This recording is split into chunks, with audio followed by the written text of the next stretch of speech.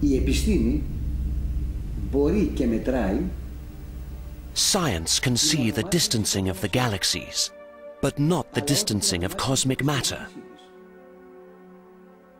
That which the scientific community calls dark matter or cold matter. Consequently, when we speak of the distancing of the galaxies, do we have the right to claim that the galaxies contain the substance of the universe, when we know that the matter of the galaxies is not 5% or 6% of the weight of the total matter the universe contains? And how can it be demonstrated that the universe expands when we do not know the behavior of the total of cosmic matter, if actually it tends towards the outside or if it tends towards the inside?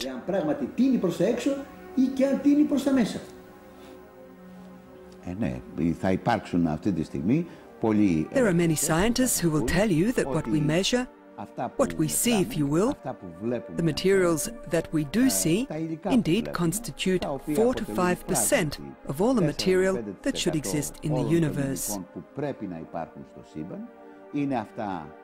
It is what makes up the galaxies, stars, planets, whatever we can record with our instruments, either the various telescopes or whatever else we use. And naturally, we must likewise admit the existence of a limited quantity of dark matter, which may reach 95% of the materials that the universe should have. And those materials are composed of certain materials, or a certain substance that science has not yet discovered.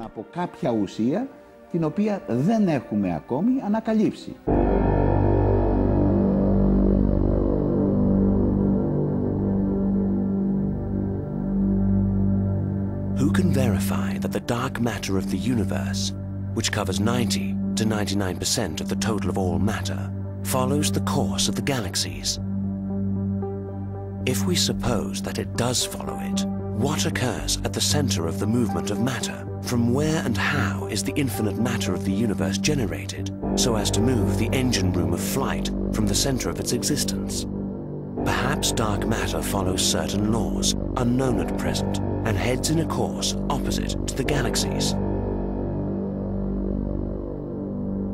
Heisenberg's principle of uncertainty informs us that we cannot, with absolute precision, determine the position and velocity of a particle. The more exact the determination of the one is, the less exact is the determination of the other. This confirms that scientific knowledge will always be limited to the part and never to the whole. The whole belongs to the domain of wisdom and insight, which extends to the eternal world of ideas.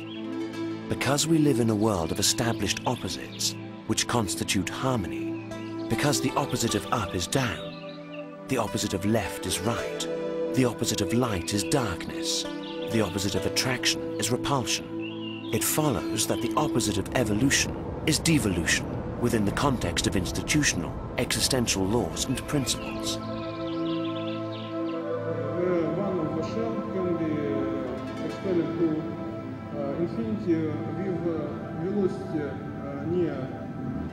I followed with exceptional interest an international conference in astrophysics at the Academy of Athens on the subject of the chaotic state of the universe. The conclusions of the conference led me to personal conclusions as to the way in which a person must think when called upon to interpret the universe. The universe is mechanical. It is, in other words, a factory whose purpose is to produce becoming, the being of all things. For the factory to function, it needs primary materials, which it will continuously work on and will continuously distribute to the consumer market of space-time. The storage space for the primary materials of the factory of the universe connects with the quantum matter of space, which satisfies vast requirements of incalculable matter for the functioning of the universal factory. The factory of the universe is self-generated, autonomous, self-powering, self-functioning, and eternal. It has an entrance as well as an exit. Opposite it, in the depths of infinity, there where space-time is united, assimilated, and identified with spirit, there is the divine world, the destination, insolubly bound to the universal factory. In the universe, nothing happens by chance. Everything belongs to equations. Equations exist because the infinite spirit exists, to which they belong and from which they issue. Spirit is identified with the totality of the laws which equations follow. And these laws surely exist not only to confirm the external manifestation of things, but also the internal. All these things lead us to the conclusion that the universe, united with spirit, constitutes the totality of a creation, which exists beyond the hypothesis of one beginning, one great explosion of a temporary universe.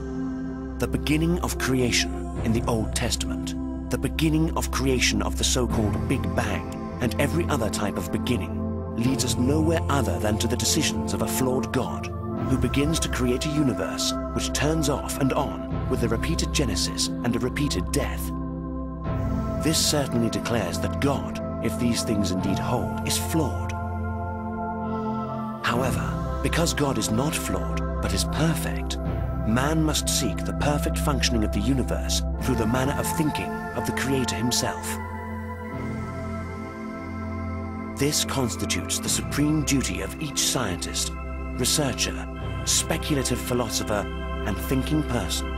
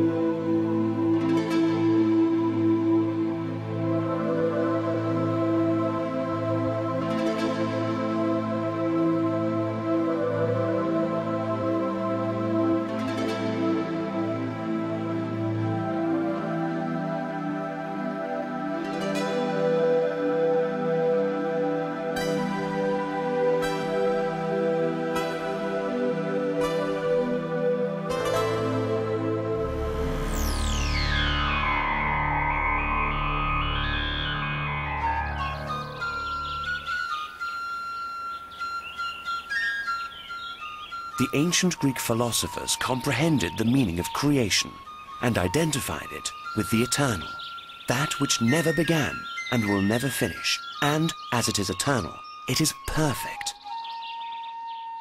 Anaxagoras